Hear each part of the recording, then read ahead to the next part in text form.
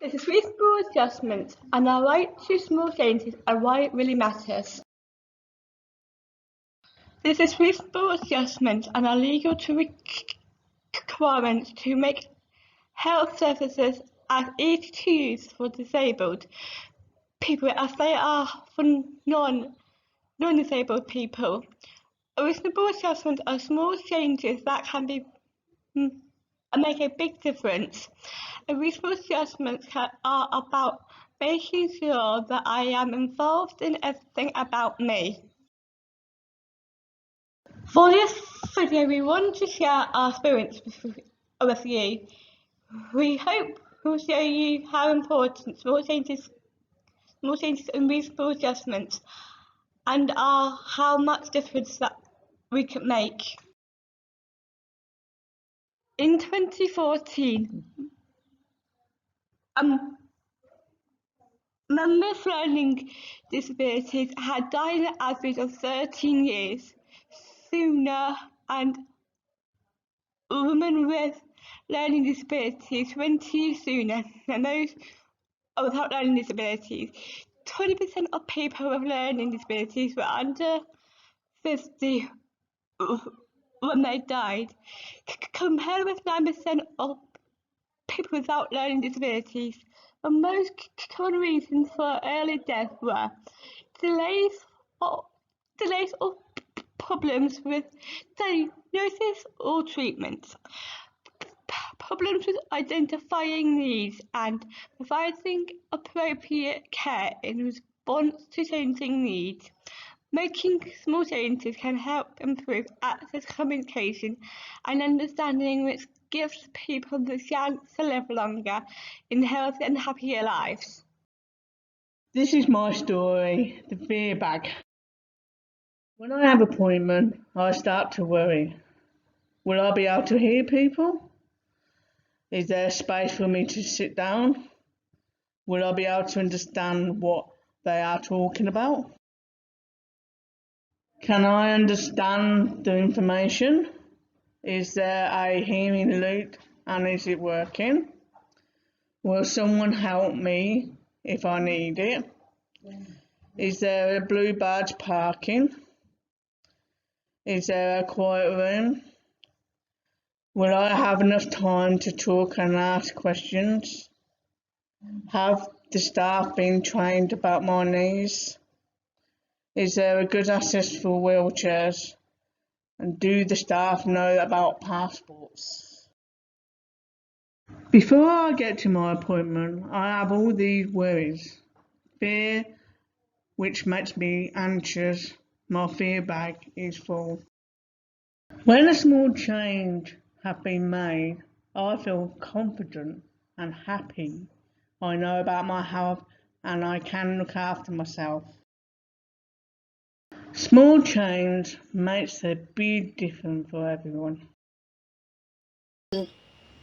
I often have to go to hospital because of my health. The staff asks me to choose from the meal menu. I need a special diet. When I saw the menu, I couldn't choose because it was not accessible.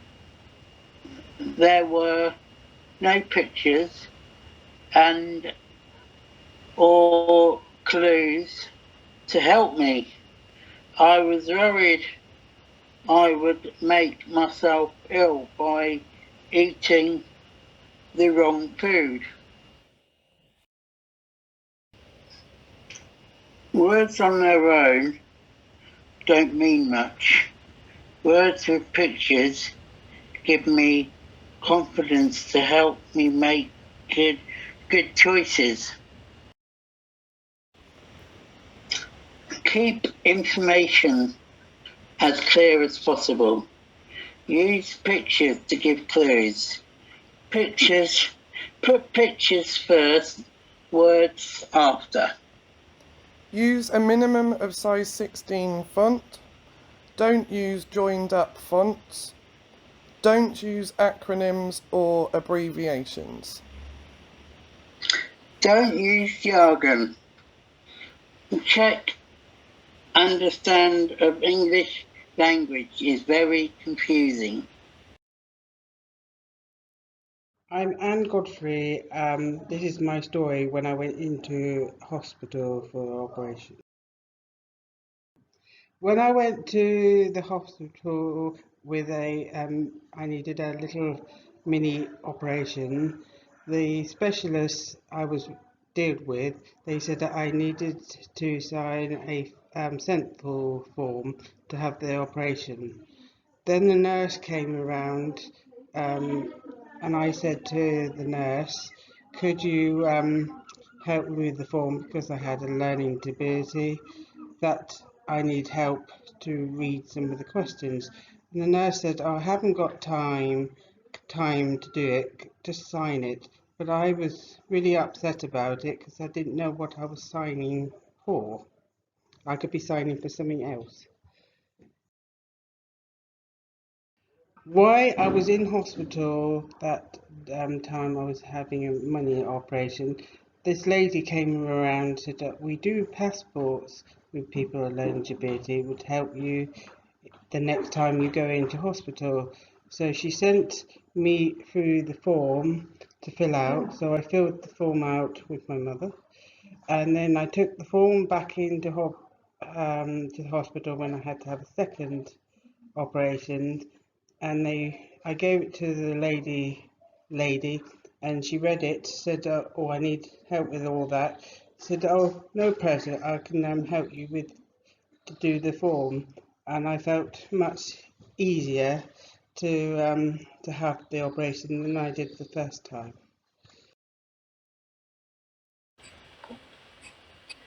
Hello, I'm John, and this is a quick bit of information about what can cause me, as an autistic person, to get sensory overload.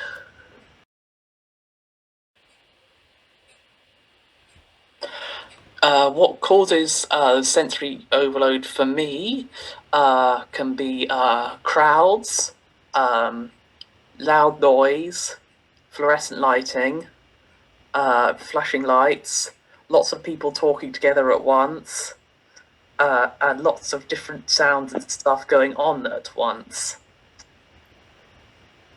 But what are the effects? The effects of sensory overload for me can be quite big.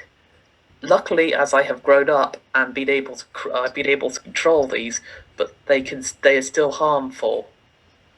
For me, the effects are physical and mental exhaustion, an increase in anxiety, headaches, inability to concentrate, which can lead to burnout from hiding some of these feelings and problems.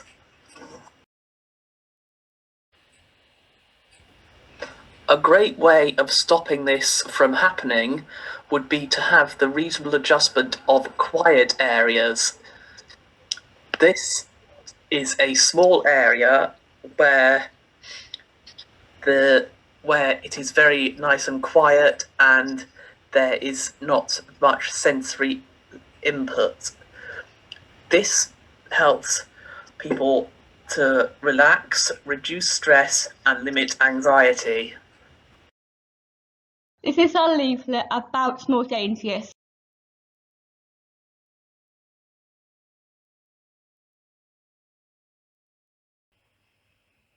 Our rights to small changes.